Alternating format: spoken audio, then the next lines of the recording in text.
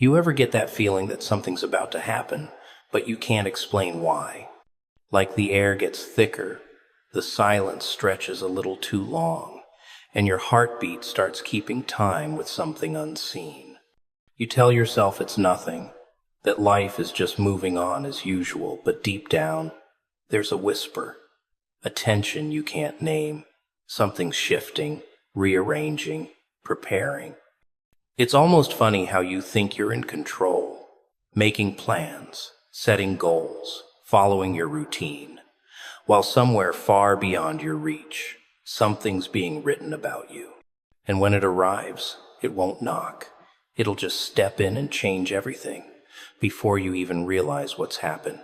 You think life follows your plan, don't you? You think if you stay focused, stay disciplined, stay good, everything will unfold the way you pictured it. But it doesn't, because the universe knows something far greater than that has a way of reminding you who's really in charge. You wake up one day expecting routine, normalcy, predictability, and instead something shifts. A door closes without warning. A voice reaches you out of nowhere.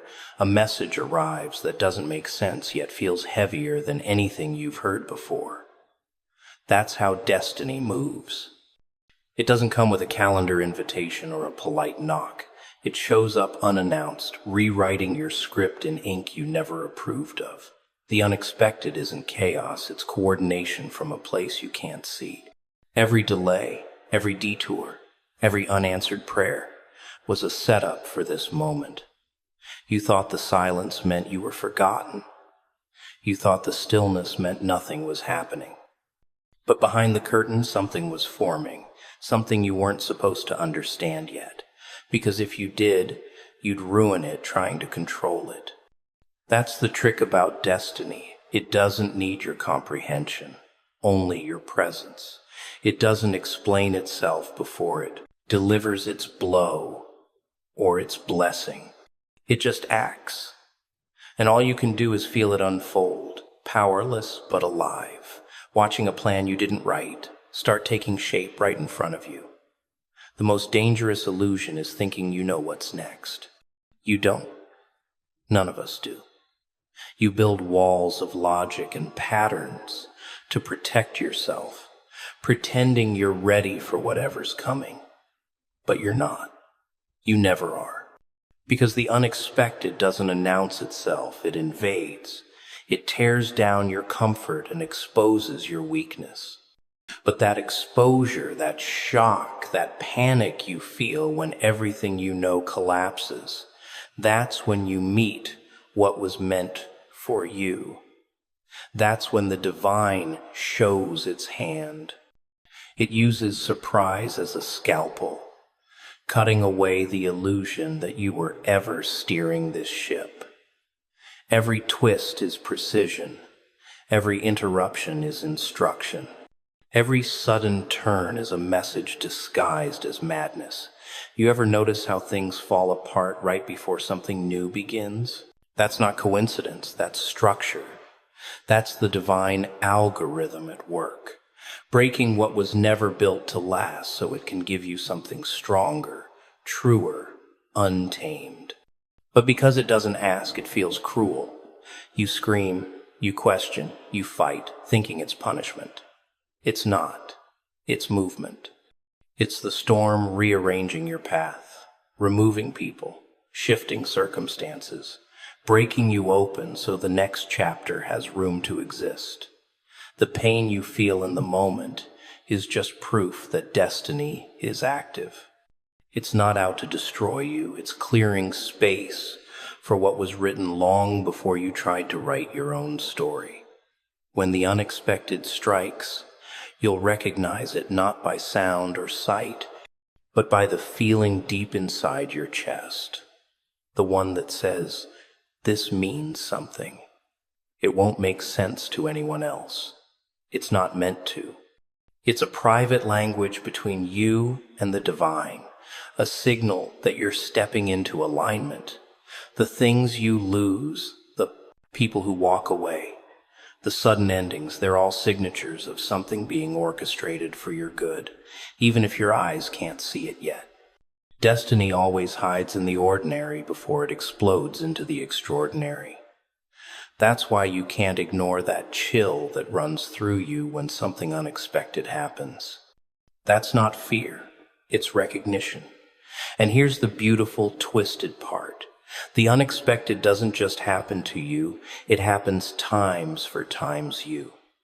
It's not random, it's refinement. It's not chaos, it's choreography. You'll only understand it when you look back, when the pattern reveals itself in perfect symmetry, and you'll realize it had to happen exactly this way. The closed doors, the rejections, the interruptions, they were alignment in disguise.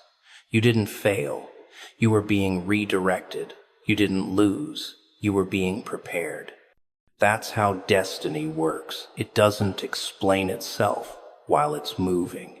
It just moves. And when it's done, you'll see that every unexpected moment was a carefully timed invitation to the life that was waiting for you all along. The unexpected is not your enemy, it's your evidence.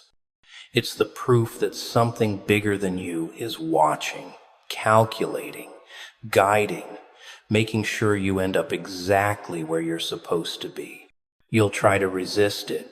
You'll fight to keep control. But the more you struggle, the more you'll realize control was never the point. The point was surrender. To see the beauty in the interruption. To feel the power in the unknown. To understand that what's coming isn't here to break you.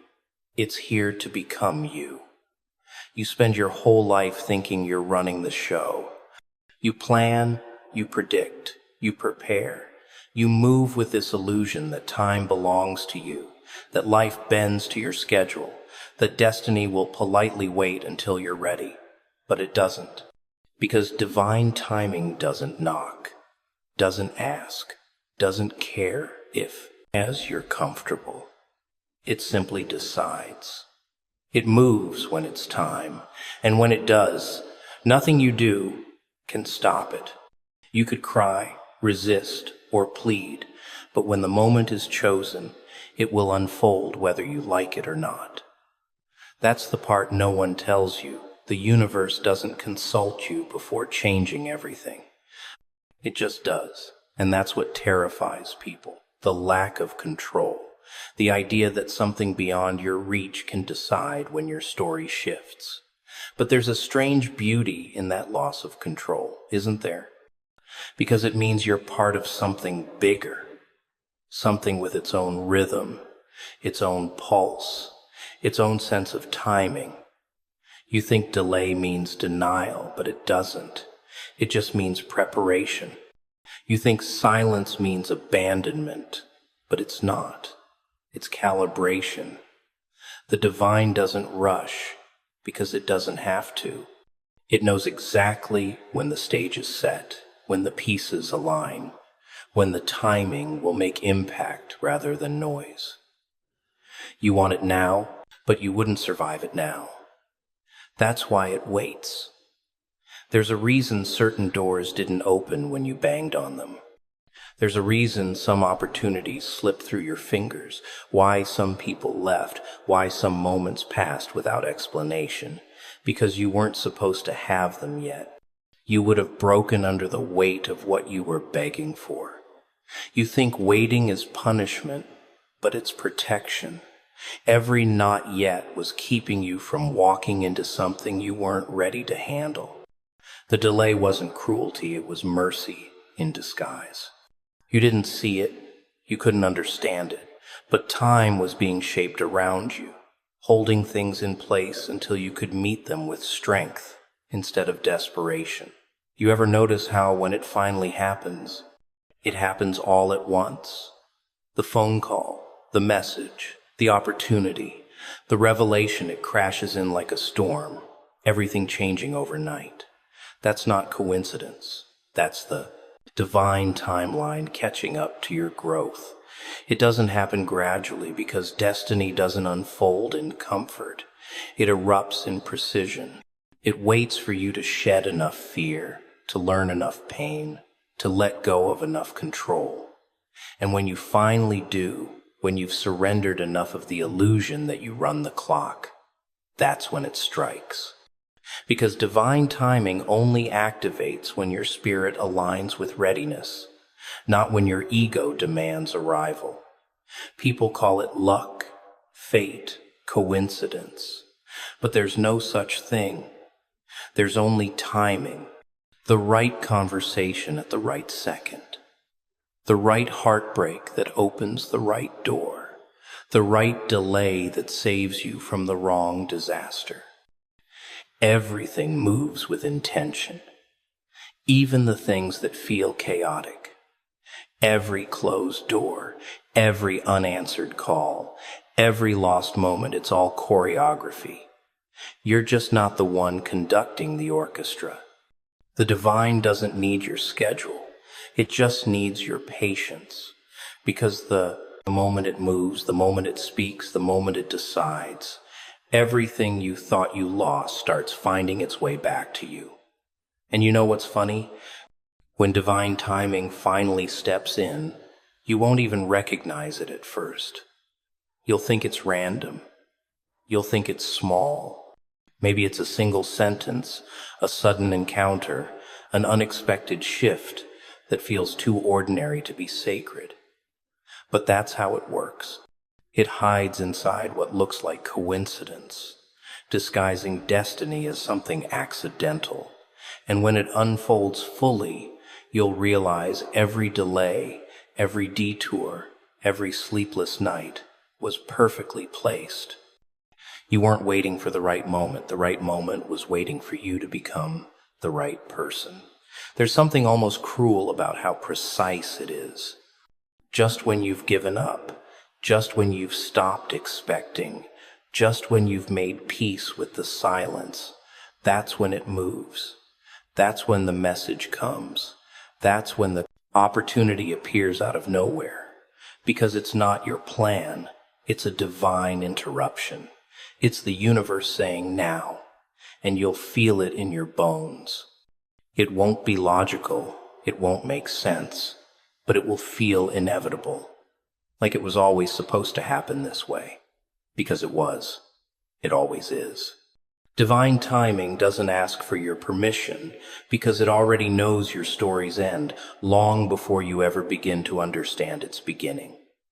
You think change comes softly, like a sunrise, that it'll tap you on the shoulder, give you a warning, a sign, some comfort before it tears everything apart. But it doesn't. Real change doesn't whisper, it hits. It blindsides you when you're not looking, when you think you've finally found your balance, when your life feels predictable enough to breathe again. That's when the ground shakes. That's when the divine decides to pull the rug. You call it unfair, unexpected, cruel. But maybe it's the only way to wake you up. Because if you were comfortable, you'd never move, you'd never grow, you'd never find out who you really are underneath all the pretending. Sudden change isn't chaos, it's revelation. It's the universe peeling away the parts of your life that were never meant to stay. You think you lost something important, but maybe it was poison disguised as comfort. You think you were rejected, but maybe you were redirected. Change doesn't wait for your consent, because if it did, you'd never say yes. You'd cling to the familiar, to the predictable, to the illusion of control.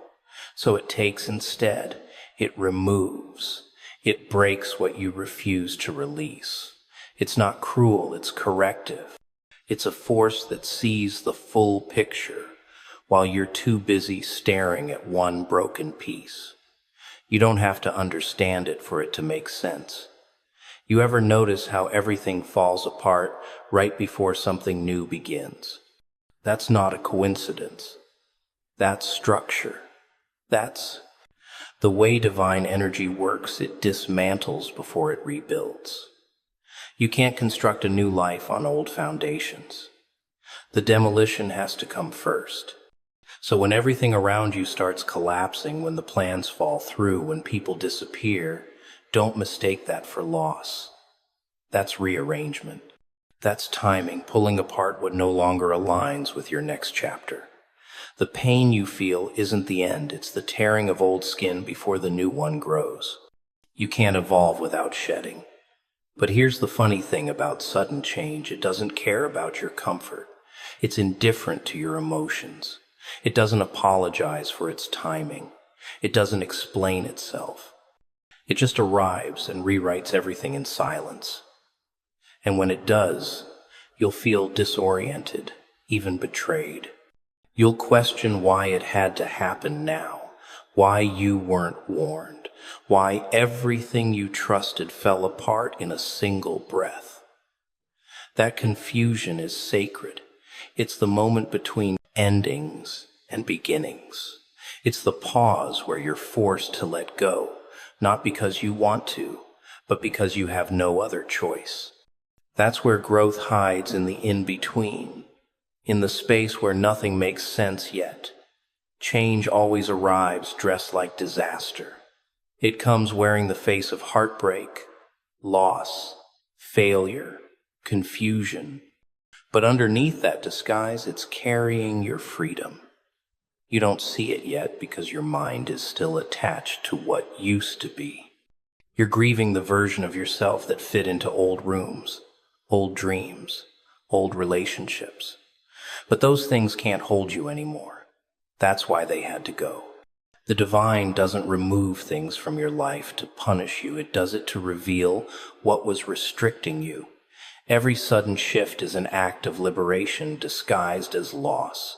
You just haven't adjusted your eyes to see it that way yet. And when it finally hits you, when you start realizing that the chaos was coordination, that the loss was alignment, that the change was mercy, you'll feel something strange. A kind of peace that doesn't make sense, because deep down, something in you will recognize the pattern. You'll see that the divine never takes without purpose. It never rearranges without intention. You were never being broken. You were being built in a way only pressure could create. Every sudden change was shaping the edges of your soul to fit perfectly into a future you couldn't imagine yet. The pain wasn't punishment, it was precision. You'll reach a point where you stop asking why now and start whispering, of course now. Because you'll realize everything that fell apart did so exactly on time. The people who left, the plans that failed, the sudden endings, they weren't random. They were synchronization. You were being positioned, trained, stripped, refined. You weren't being destroyed. You were being adjusted. The universe doesn't care about convenience. It cares about alignment. And when it decides to move, when it decides to shake your life like a snow globe, it's not asking for permission. It's announcing transformation. Sudden change isn't meant to scare you. It's meant to show you how alive you really are when the script burns and you finally start living without one. You ever notice how right before something incredible happens, everything seems to fall apart? The walls close in. The air gets heavier. The silence gets too loud. You start thinking it's the end, that maybe you've run out of strength, that maybe this time the light won't come back on. But that's the trick, isn't it? Darkness always tries to convince you it's permanent. It whispers that it's stronger, that you'll never get out. But the truth, hiding behind that illusion, is simple. Darkness is loudest right before it dies. It fights hardest when it's losing, because it knows what's coming. It knows the dawn is close. When everything starts collapsing around you, you think you're being punished. You think the universe forgot your name, that heaven went quiet, that all your prayers got lost in translation. But what if this isn't punishment? What if it's transition? What if all that heaviness, all that exhaustion, is just the final stretch before the breakthrough? See, people forget that the darkest part of the night isn't the middle, it's the moment right before sunrise. That last hour where it feels unbearable, where you can't see any sign of change, where your mind tells you it's over. That's when the shift begins, hidden in silence, preparing to erupt in light. The human heart has this strange habit of mistaking struggle for failure. You fall apart, and you assume that's the end of your story. But what if falling apart was the only way for what's real to emerge? What if everything that broke was never meant to survive your next chapter? You've been clinging to things, to people, to identities that couldn't handle your growth. And when the divine decided it was time to elevate you, it had to strip those things away. That stripping hurts. It feels cruel. It feels lonely. But it's necessary. Because the dawn can't arrive if you're still holding hands with the night. There's something beautiful about breaking points. They're honest.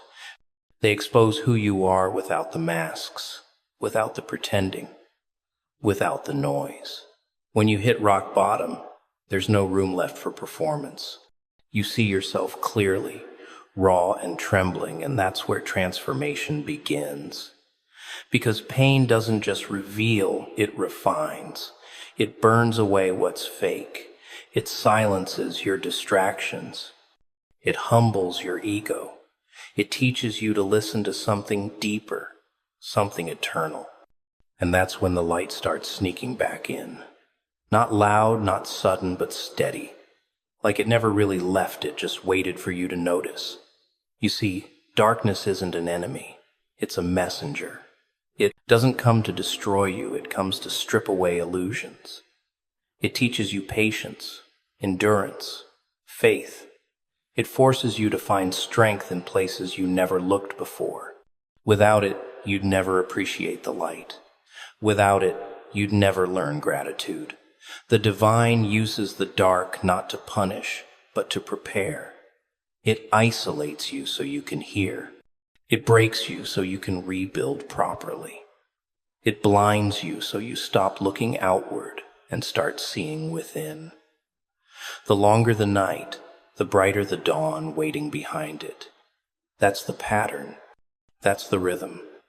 And you know what's funny? When the dawn finally comes, it doesn't announce itself with fireworks. It's quiet, subtle. It slips in unnoticed at first, like a secret. You'll be so used to the dark that you won't even realize it's getting lighter. The weight will start lifting slowly, the silence will soften, and for a moment you'll think nothing has changed. But it has. Everything has. Because you endured, because you stayed, because you didn't give up when you had every reason to. That's when the divine moves, right after the breaking, right after the tears, right after the silence stretches too far. That's when the light takes over, quietly but completely. The truth is, darkness never wins. It can't. It's temporary by design. It only exists to make you notice the light. And every time it shows up, it's because something in you is about to shift again, evolve again, rise again. You might not see it yet, but the universe does. It's rearranging the pieces, preparing the stage, clearing out what doesn't belong. And while you sit there thinking it's over, it's actually just beginning. The night screams the loudest when the dawn is about to break. And that scream, that pressure, that silence, it's proof that the light has already started its way back to you. It's strange, isn't it? How silence can be louder than any scream. You sit there, surrounded by nothing but your thoughts, and suddenly the quiet starts to echo. Every regret, every mistake, every word you wish you could take back, they all start talking at once. And you can't run from it, can you? Because it's not coming from outside, it's coming from you. That's the part people don't understand. The real battles are never fought in public. They happen in the dark corners of your own mind. That's where wars are won or lost, where you face the version of yourself you've been avoiding all this time. Pain has a peculiar sense of humor. It waits until you think you've escaped, until you start to feel normal again. Then it shows up, knocks on the door, and whispers, "Remember me." And it's not there to haunt you. No, it's there to remind you. To remind you what you survived, what you learned, what you still need to heal. But most people don't listen. They try to numb it, bury it, laugh it away. But pain isn't meant to be buried, it's meant to be understood. You can't heal what you refuse to face. And the longer you pretend it's gone, the deeper it hides inside you, reshaping you into something unrecognizable. You see, the divine doesn't let pain visit without purpose. It's never random. There's always a reason behind the ache. Sometimes it's to wake you up, sometimes to break your pride, sometimes to prepare you for something you wouldn't understand yet. Every heartbreak, every betrayal, every loss, it's part of the sculpting process. You're being carved into something new. But carving hurts, doesn't it? You lose pieces of yourself. You bleed in silence. You start questioning everything. And yet, through that chaos, something beautiful begins to form. The parts of you that remain after the breaking, they're the parts that were meant to stay all along. And isn't it funny how we beg for strength but curse the process that builds it? You pray for courage, and life gives you fear to conquer. You ask for growth, and it gives you pain to endure. You ask for peace, and it hands you chaos so you can learn balance. It's never direct. It's never easy. Because if it were, you wouldn't learn a thing. The divine doesn't reward the comfortable, it shapes the unbreakable. It tests you until you finally stop pretending and start transforming.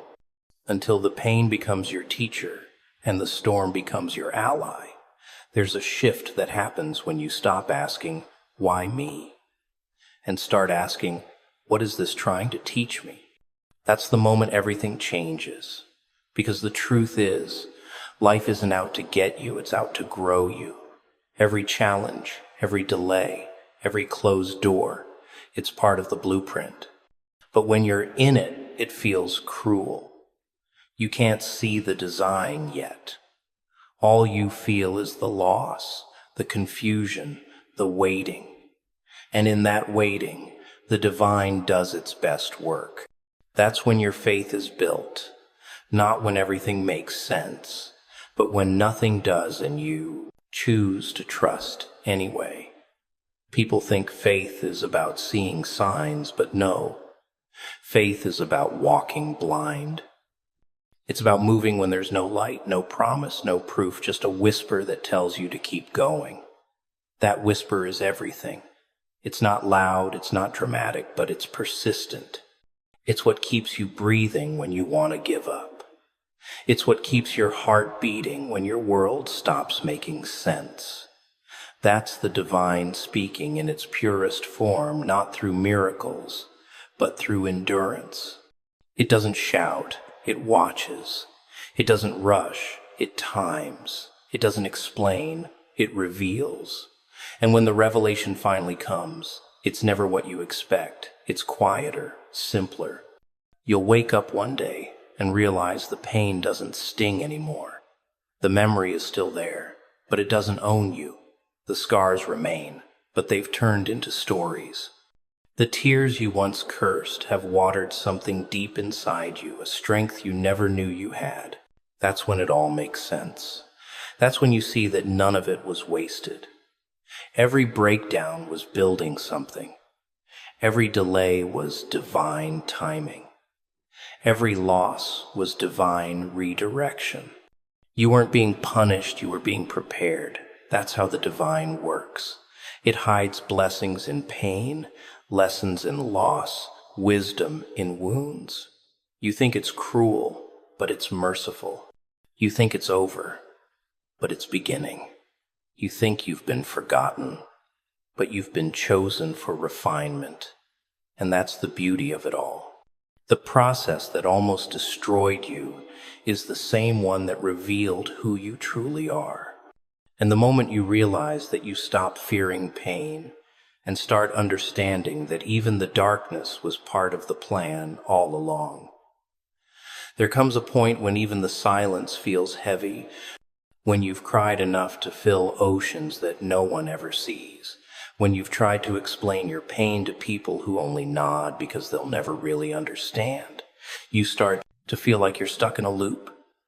Same faces, same words, same empty nights. You think maybe this is it. Maybe this is what life is supposed to feel like now. But that's the trick, isn't it? The moment you start to believe it will always hurt, something shifts. You don't even notice it at first. A strange calm creeps in, a quiet you can breathe in for the first time. That's not weakness. That's the release you didn't know was coming. Because at some point, the universe steps in. It looks at you, at everything you've carried, and it decides you've had enough. The weight you've been dragging, the burden that's been breaking your back, it starts to loosen. You don't drop it all at once, but you start realizing you don't need to hold everything anymore. That's the moment divine intervention slips through the cracks of your pain, not with thunder, not with miracles, but with release. Sometimes it's not about winning. Sometimes it's about surrendering to what's already written for you. You see, people think strength means never breaking, never crying, never letting go. But real strength, it's different. It's when you stop fighting battles that were never meant for you. It's when you understand that holding on too long doesn't make you brave. It makes you tired. There's power in letting go, in saying enough. The divine doesn't ask you to destroy yourself in the name of endurance. It asks you to trust that there's purpose in your breaking. And when the pain becomes unbearable, that's usually when the lesson's almost done. You don't realize it yet, but the end of your suffering is already in motion. There's something sacred about the moment right before the breakthrough. It's quiet, suffocating, almost unbearable. You start questioning everything. Why isn't it changing? Why isn't it ending? But that's exactly how it's supposed to feel before it turns, because the soul doesn't grow in comfort. It grows in pressure, in silence, in waiting. You're being reshaped, refined, stripped of what no longer belongs. And when the divine sees that you're finally ready to stop clinging to what's hurting you, it releases what's been trapped. Sometimes that means peace. Sometimes it means closure. Sometimes it means the end of a storm that was never meant to destroy you, only to change you. You ever notice how the ones you trust the most are often the ones who hide the sharpest knives behind the sweetest smiles? You pour your heart into them, protect them, guide them, and every night you go to sleep believing they're safe in your hands. And then a shadow moves where you least expect it. A secret, a betrayal, something small at first, almost invisible, and yet it cuts deeper than anything you imagined. The people you love, the ones you think are on your side, sometimes carry storms inside them, storms you never saw coming. And suddenly the ground beneath you feels like it's not yours anymore. Trust is a fragile thing. You build it carefully, brick by brick, over years, through countless small actions, through quiet moments that mean more than words could ever express. You trust because you love, because you believe in connection, because you assume the people closest to you will honor the bond you share. And yet, trust is not a shield. It is not armor. It is not a guarantee. It is a delicate thread stretching across your life, invisible until it snaps. You can nurture it, protect it, cherish it, and still, one quiet moment can unravel everything you thought was unbreakable. You pour your heart into others, sometimes recklessly, sometimes with precision, always hoping that the care you give will be mirrored back. You teach, you guide, you protect, you hold, believing that your faith in someone is a safe place. But trust does not operate on fairness. It does not bend to loyalty or effort. It exists independently, a silent contract between hearts, easily respected, easily violated. And when it is violated, it is not just the act that wounds, it is the revelation that the foundation you relied upon was never as solid as you believed.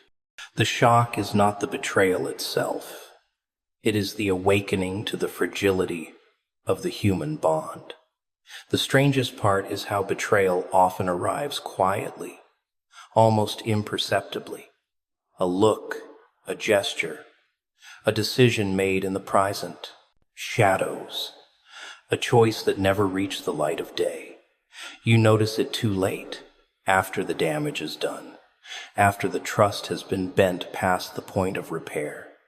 It doesn't scream, it creeps. And in that creeping, in that subtle unraveling, you feel the weight of every assumption you made, every certainty you held, every moment you allowed yourself to believe that love alone was enough to safeguard against deception. It's not the act alone that hurts, it's the collapse of the invisible structure you built around your belief in someone. Trust is not binary, it is not absolute, it is not something you simply have or do not have. It is dynamic, fragile, tested constantly by choices and circumstances. And yet, people take it for granted. You do not notice the countless tiny decisions that affirm it, the subtle ways someone proves their loyalty, until one decisive breach shatters the pattern. And when that happens, every memory, every smile, every moment of confidence comes back with a sting. You replay conversations, reread gestures, analyze actions, looking for signs, evidence, proof that you missed the warning in plain sight. That is the cruel dance of trust and betrayal, the retrospective clarity that arrives only after innocence has been compromised. And betrayal is personal because trust is personal. You do not entrust your heart, your mind, your time, your energy to strangers with the same intensity you offer to those you love. The people you choose to let close are chosen carefully, or at least you hope so. And when someone abuses that closeness, it feels like more than a breach. It feels like a violation of the very framework of your life. It is intimate, because trust itself is intimate. It is voluntary exposure, a decision to open yourself fully and believe that the other person will honor it. And when that belief is broken, the wound is not just emotional, it is structural, shaking the way you perceive relationships, loyalty, and the world itself. Yet, trust does not vanish entirely when betrayed. That is the paradox. You feel it, you mourn it, you question it, but the capacity to trust remains because it is part of the human condition. It is woven into our need for connection, for love, for understanding. The trick lies not in avoiding betrayal that is impossible, but in recognizing it, confronting it, and deciding how it shapes your future. Trust broken is painful, yes, devastating even, but it is also instructive. It teaches discernment, resilience, boundaries, awareness. It forces you to ask difficult questions. Who deserves access to your heart, and who does not? Who can be allowed into your world, and who must remain outside the gates? The betrayal of trust also exposes hidden strength within yourself. In the face of deceit, you discover endurance you did not know you possessed, clarity that had been dormant, and a sharper perception of human nature. You learn that betrayal is inevitable, but destruction is optional. You learn that the depth of pain is not necessarily the depth of ruin, but rather the depth of awakening. The fracture in trust does not merely break, it illuminates the structures that held illusions in place. It forces you to see clearly, to assess, to redefine the terms of intimacy and protection, and to choose more wisely whom to open yourself to in the future. Trust is fragile, yes, but it is also a gift, and even when betrayed, it carries lessons that cannot be learned any other way. It reminds you of the value of discernment, of observation, of attention to detail. It reminds you that closeness is earned, not assumed, that love is conditional upon respect, that the heart, while generous, is not a limitless resource. And through the pain, through the awakening, through the realization that even those we hold closest may deceive us, you discover that trust is not merely a bond with others. It is a reflection of how fully you are willing to live, to open, to risk, and ultimately to survive. Betrayal is a strange and insidious thing. It doesn't roar or announce itself. It creeps in quietly, almost imperceptibly, until the moment arrives when the impact hits harder than anything you could have imagined. You think you know someone, that you understand their motives, their heart, their loyalty. You believe in the patterns you have observed, the words you have been told, the promises that were made in confidence. And yet, betrayal does not respect familiarity or love. It strikes precisely where you feel safest, exploiting the cracks you never noticed, the trust you assumed was unbreakable, the bonds you believed were sacred. It's not just the act itself that wounds, it's the secrecy, the deception, the quiet manipulation that lets it unfold without your knowledge. The mind races when you discover it, replaying every interaction, searching for signs, questioning every word, every gesture, every intention. You wonder how you could have missed it, how someone could hide such darkness behind a familiar smile, a comforting voice, a relationship that felt unshakable. And the answer is simple. Betrayal thrives in trust. It feeds on the belief that people will act in good faith, that love itself is a shield. That is why it is so devastating. It is not only the deception, but the collapse of certainty, the unraveling of a world you thought was secure. And it doesn't arrive gently. Betrayal demands attention. It forces you to confront truths you never wanted to see, to face realities you were not prepared for. It strips away illusion and exposes character in its rawest form. You realize that people are not always who they appear to be, that intentions are not always aligned with actions, and that loyalty is often conditional. The shock of this realization is disorienting. It shakes the foundations of your understanding of human nature, relationships, and the fragile trust that binds lives together.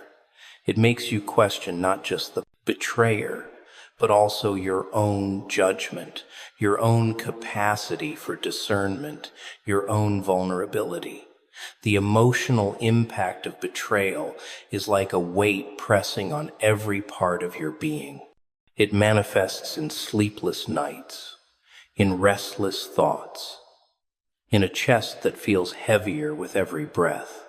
You replay conversations, reread texts, reinterpret gestures, looking for clues that could have revealed the truth earlier.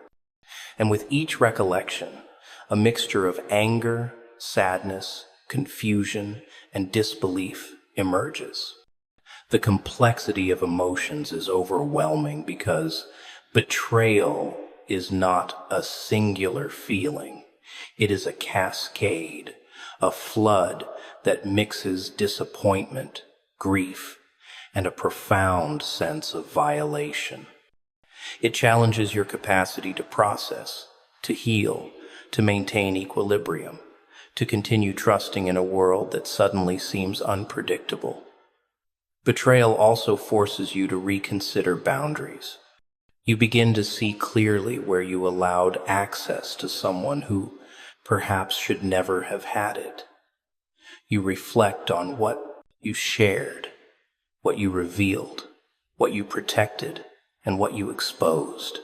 Trust is not an abstract concept. It is a tangible experience, a set of choices, a series of decisions about who is allowed in and who is kept at a distance. When betrayal occurs, those choices are scrutinized, reassessed, and adjusted. You learn the harsh lesson that closeness must be earned, that loyalty cannot be assumed, and that love, while generous, does not guarantee honesty or integrity. And yet, betrayal is not entirely destructive. In its cruelty, it teaches resilience, awareness, and insight. You discover strength you did not know existed, endurance in the face of emotional upheaval, and clarity in the midst of confusion. You begin to understand the difference between superficial connections and genuine bonds, between fleeting loyalty and enduring commitment. You see the hidden dimensions of human behavior, the motives that lie beneath surface appearances, the subtle signs that reveal true character. And in that understanding, there is power, the power to navigate relationships with greater intelligence, caution, and depth. The psychological impact of betrayal is profound because it forces a confrontation with reality, stripping away the comfort of assumptions and expectations.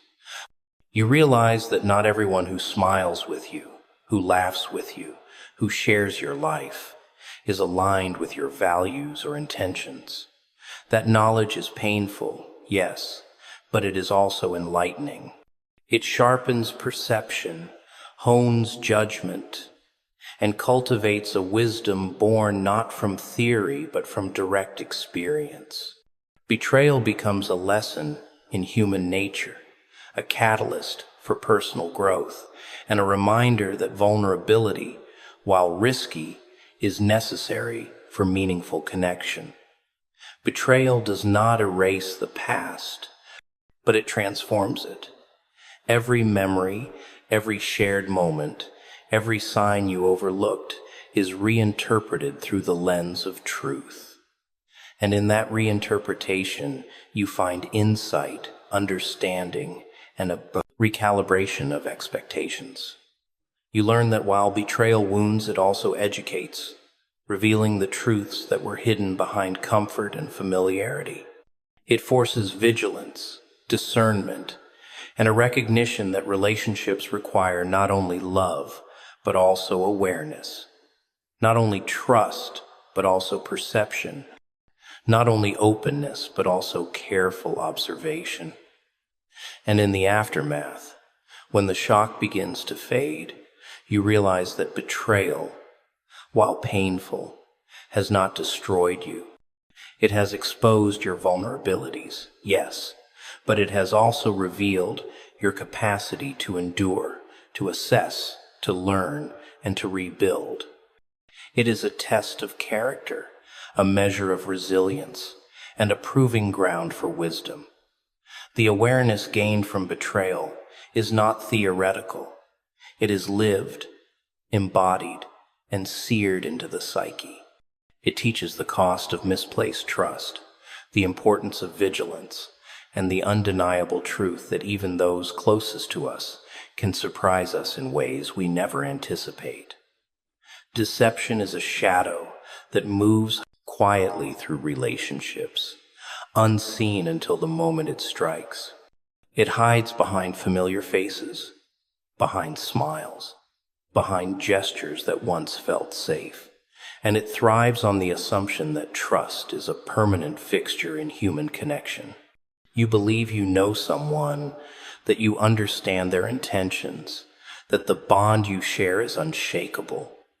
And then, in a quiet instant, The illusion fractures.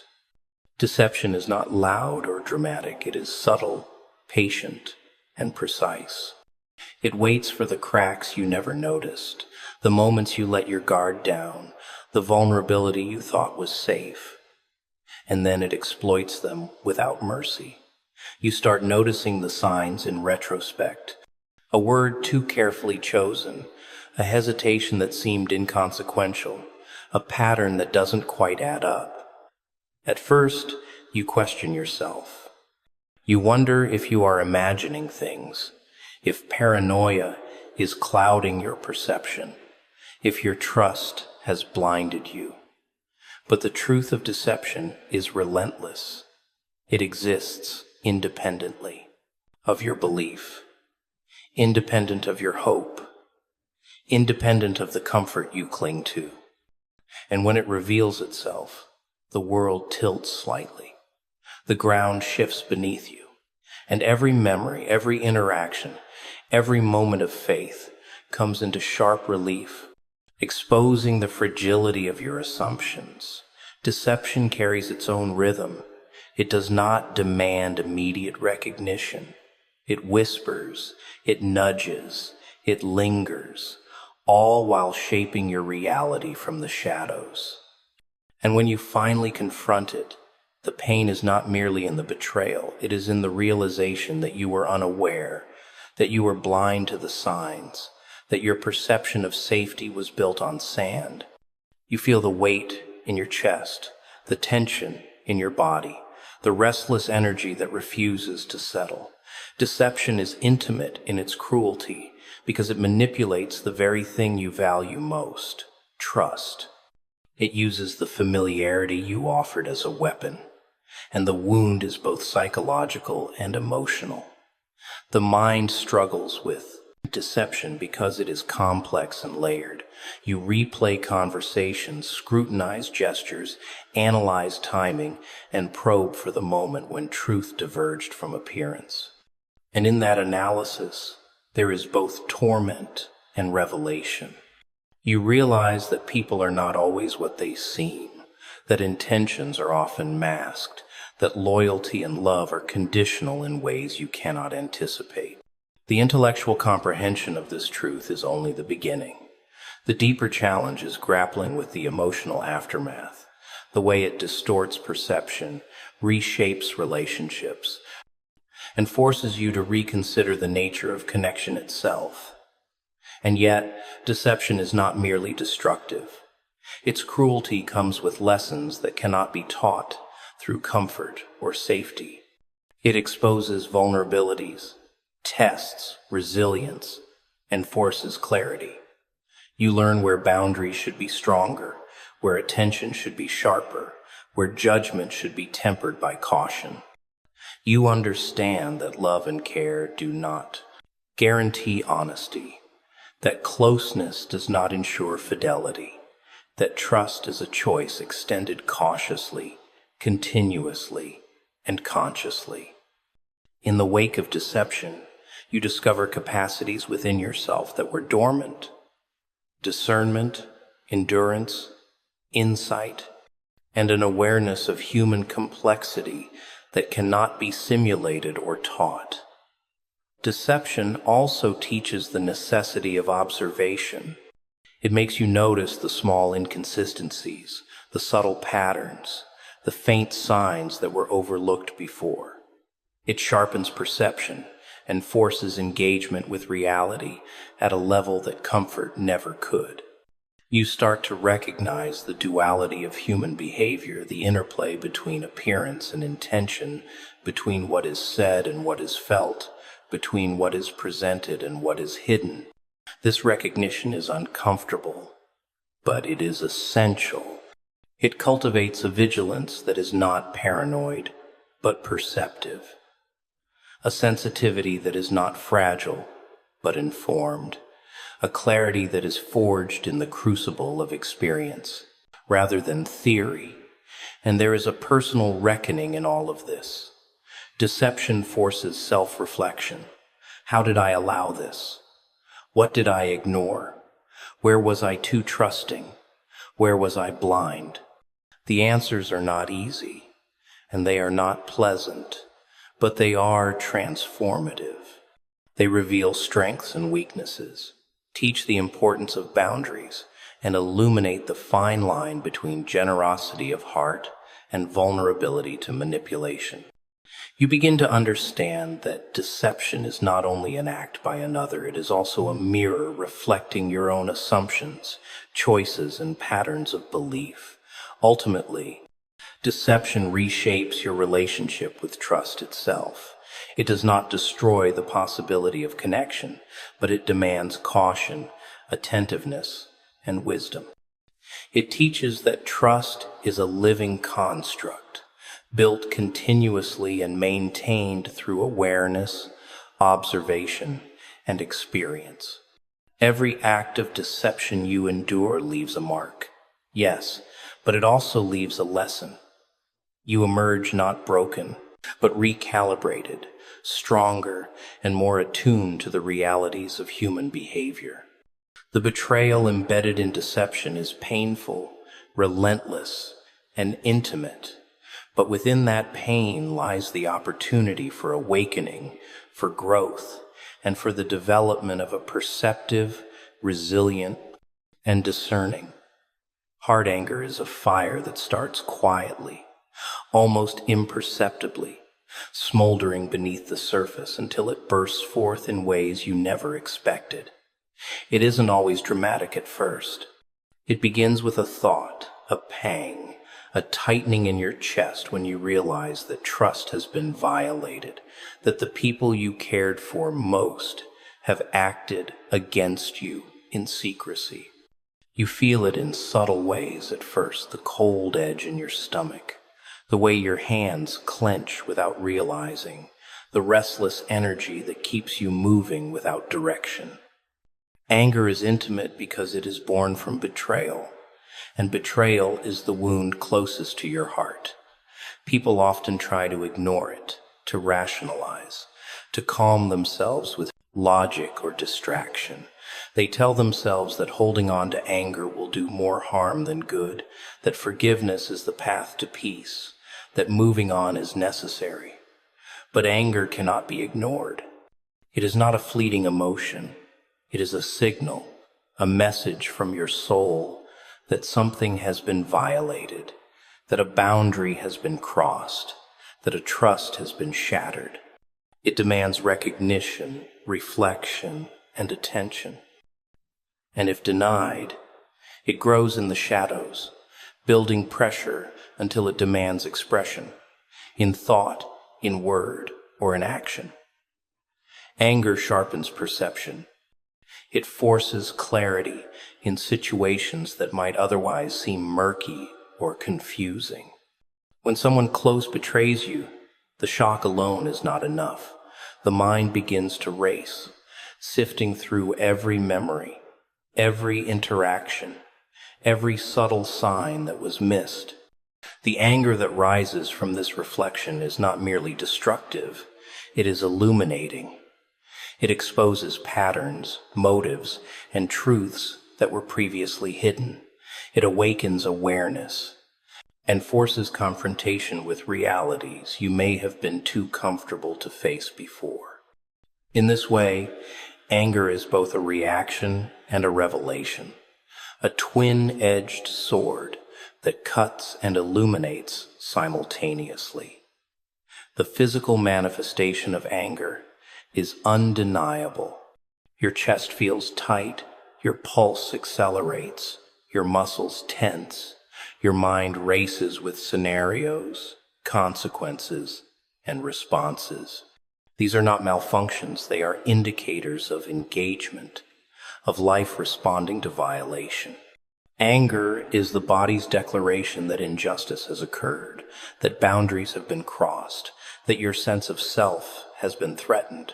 It cannot be feigned, ignored, or silenced for long because it is rooted in authenticity, in the raw response of a being who recognizes a fracture in trust and refuses to remain passive. And yet, anger is often misunderstood. People fear it.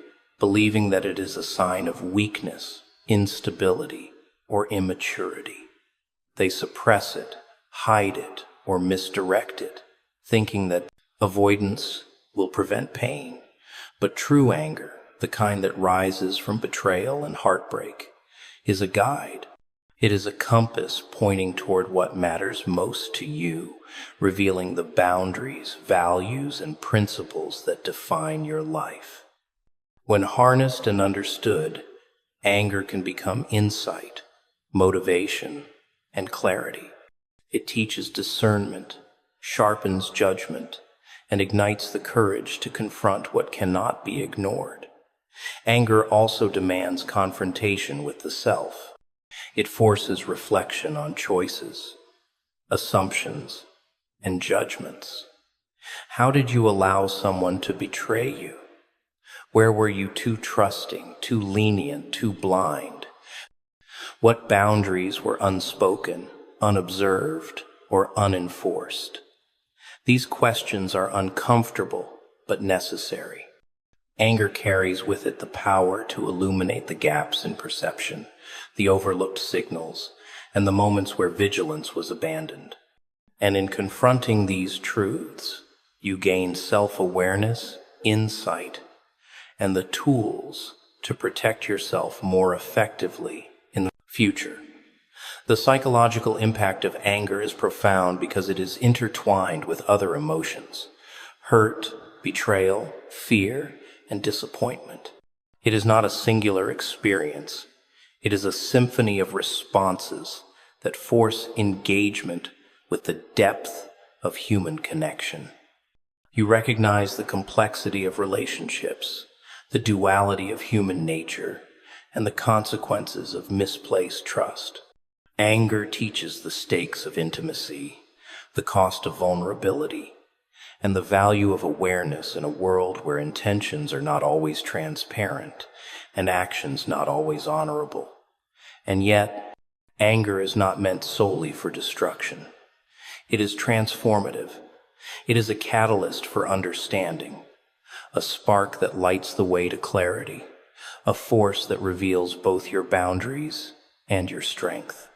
It awakens resilience, forcing you to confront pain and channel it into insight rather than letting it fester into bitterness. It teaches that emotion, when acknowledged and understood, is a tool rather than a weapon, a guide rather than a trap. The fire of anger, when harnessed, illuminates the path forward, sharpens perception, and fortifies the heart against future violation. Ultimately, anger is a mirror reflecting the importance of trust, respect, and integrity.